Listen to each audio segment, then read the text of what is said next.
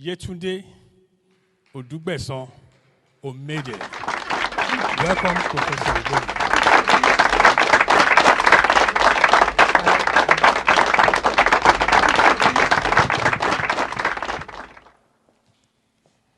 Good evening, everyone.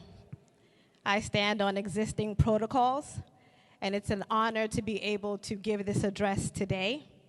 As a Nigerian American, born and raised in Newark, New Jersey, at University Hospital, I am a first-generation Nigerian.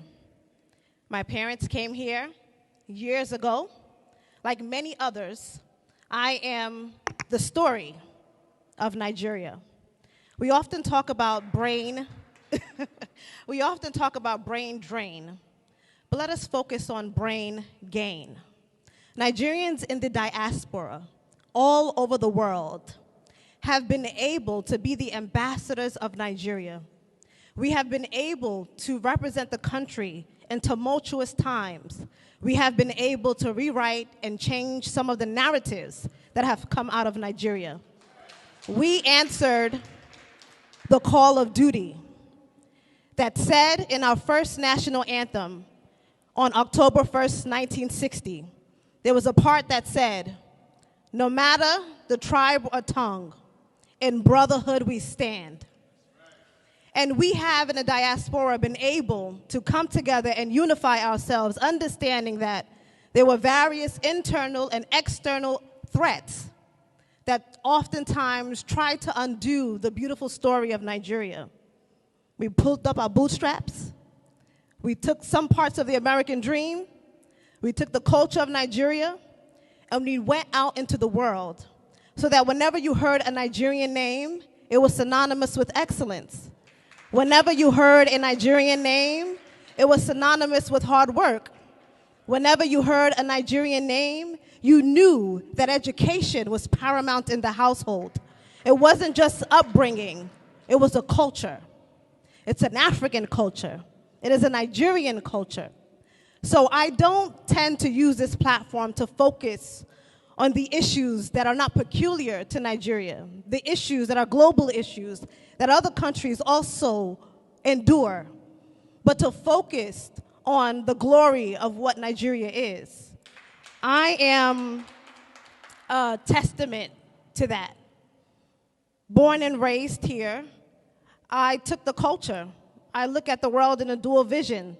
I'm a product of the American dream. I'm the product of my Nigerian parents' prayers.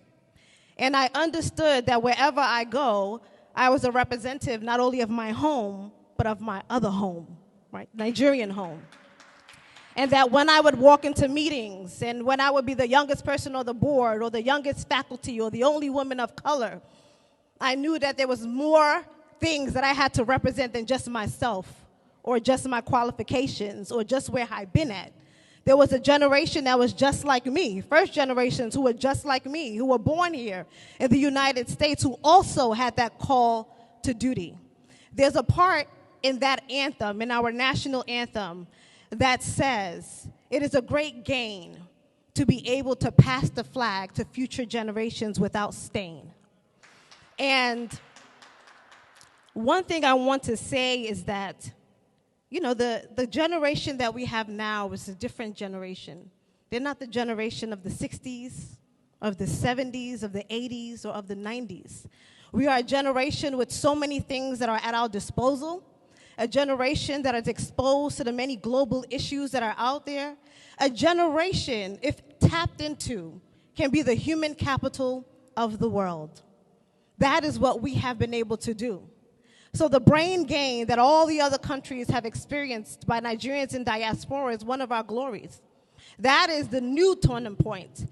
That is what Toby Amosun, who is the fastest hurdler in the world, I look at her with almost symbolic as a baton, basically saying, here's the baton to the next generation. How will you rewrite the new future? How will you patch or make things or be the bridge back home? How will you be able to change some of the global narratives that are there? Any issues that the country face, I always say they're not peculiar to Nigeria. They're not the only story of Nigeria. Chimamanda Adichie said, always beware of the danger of a single story. The ability to pick up your phone and only hear negative news. The cynicism that often comes about with inundated with the things that are going wrong. Can we take today to focus on what has went right? Can we take a day to focus on the things that we have accomplished as a country? There's nowhere in the world that you will not see, even in high positions, a Nigerian that is there. There is not one person that you can't account to that doesn't have a medal or a recognition of the highest degree that comes from our homeland. Those are things that are glorious, despite the checkered history, despite whatever issues they may face. We are the ambassadors. And I often plead unto the young people who are the first generations Nigerians to also understand that you too have a call to duty. That when we sing that national anthem, when you sing the American national anthem, you remember your own anthem, the anthem of your parents, the struggles that they also went to have you here, to raise you here. Now you are afforded with this exposure, with the opportunity, and what will you do with it? Our accomplishments are not just our own. We have a responsibility to ensure that the next generation is trained to be the leaders that we need, whether here or back home. My call and my responsibility is to ensure that the same experience, the same opportunities that I've had here in the United States should also be the same experience and opportunities that someone who was born in Nigeria or in any other country should also have.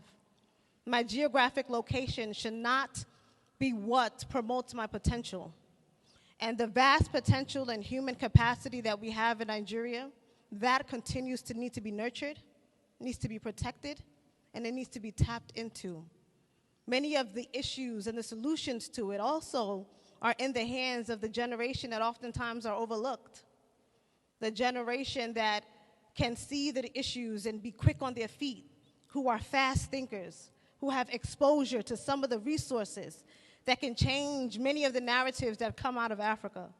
But today we celebrate the triumphs and the accomplishments of so many people in the diaspora and back home who, despite whatever they may have faced, continue to persevere, continue to move forward, continue to hurdle to glory. As the country continues to go in the election phase and we are, transitioning into a new leadership, my hope is that we continue to protect, we continue to serve, and we continue to lead the country into glory so that we are a beacon of light of leadership not only on the continent, but in the world.